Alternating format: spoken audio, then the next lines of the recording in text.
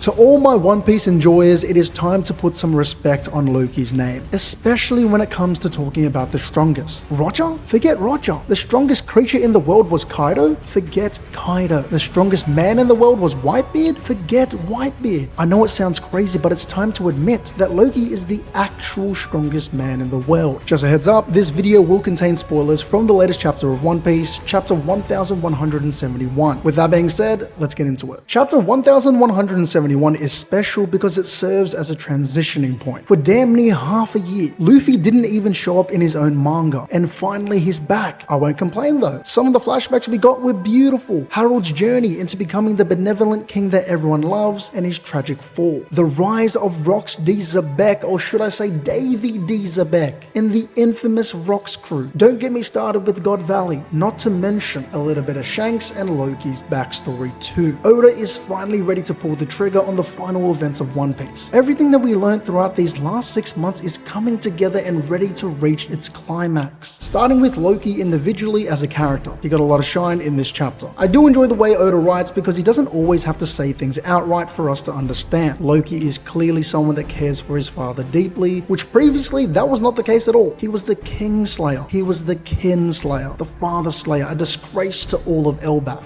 Granted, from the very moment I saw him, I already felt like he was falsely accused. I was technically wrong, but Oda the GOAT wrote it so that he was the one that framed himself. All because he loved his father. Because he did not want all of Harald's efforts slaving away to the world government for more than 15 years to go to waste. Enough about good writing. Why am I even talking about storytelling? This chapter was a juicy Loki upscale. Can we get much higher? Loki is currently at the level of being able to take down someone that is considered an exceedingly rare ancient giant warrior, let alone someone that was granted the power of Emu and immortality. Even though that is his crowning fate, it was not the last that we saw from Loki this chapter. Adding on to that fate, his first fight upon being freed was against a Draugr. I'm not gonna pretend like I'm an expert, so I asked Google. A Draugr is an undead creature that is supposed to possess superhuman strength, hailing from Norse mythology. If you ask me, not a bad warm-up meal for Loki at all. It's not for sure, but it's likely that he one-shot this oversized brook with a single move, by the name of Nibelheim, or rather, most people say it's supposed to be Nifelheim. Correct me if I'm wrong, but I'm pretty sure this Draugr is powered by an eternal flame, and Loki throws him like it was nothing. Once again, according to Google, Nifelheim refers to a realm of ice, so the name makes sense, and it's a cool power. This is all to say that Loki is OP. He has Ragnir, which should be the combination of Ratatoskr and Mjolnir. He said he can fly, which could just mean spinning Ragnir like Thor and flying that way, or the more popular theory, he does indeed possess the mythical Zoan serpent fruit. And now perhaps he is able to call upon at least 3, if not all 9 realms. I say 3 because at least elements are more obvious, being fire, ice as we've already seen, and some type of undead element. Okay, now we can stop power scaling and go back to actual plot. First of all, we hate to see that stupid smile on Garling's face. I feel for Shanks. It's hard not to curse where he came from. As for Loki's role in the story, if he was going to become king of Elbaf, it would have been before he was chained up. This makes me think that it isn't insane if Loki ends up being the final Straw Hat. He already wanted to go out to sea when Harald first died, so it ticks that box. Gaban and Shanks were on timing though. Since Loki was so full of vengeance, I think they were the ones that personally chained him up. And that's why Loki doesn't like Shanks. If anyone was going to know that Loki heading off for revenge would die too early, it would be former Roger pirates. As for Elbaf as a country, holy reveal. What does Emi mean that Elbaf is D? This has to be the first time that something was referred to as D and not someone. So maybe it's because the Elbaf giants have constantly opposed Emi from the start, so that's why they are D. Or in other words, an enemy of the gods. Either that or the entire ancient giant warrior race is just part of the clan of D. I do think if we're talking king of Elbaf, maybe Hadruden, but I don't know. Going back to the present time, Gaban tells us that there's more to Harold's story that Loki doesn't know. I don't know if that's new information for us, since he could just be talking about what we saw in the flashback, but maybe it's something to think about. It's possible that Gaban saved us from moving away from Luffy again and entering another lengthy flashback. So Oda wants to move on, and he really wants us to see something now. In terms of predictions, I'm not really want to be able to guess what comes next, but if I had to say, I wouldn't be surprised if Luffy asked Loki to join his crew again next chapter. And Loki actually agrees to join. Even when Luffy asks to see Loki's power, he matches his energy. So I'm looking forward to that happening. The end of One Piece really is near, and it's been fun. If you made it to the end, thank you for tuning in. Let me know what you guys thought of One Piece chapter 1171. 171 in the comment section below. Also, it would mean a lot to me if you guys have a like, share this video with a friend, and subscribe for more videos like this.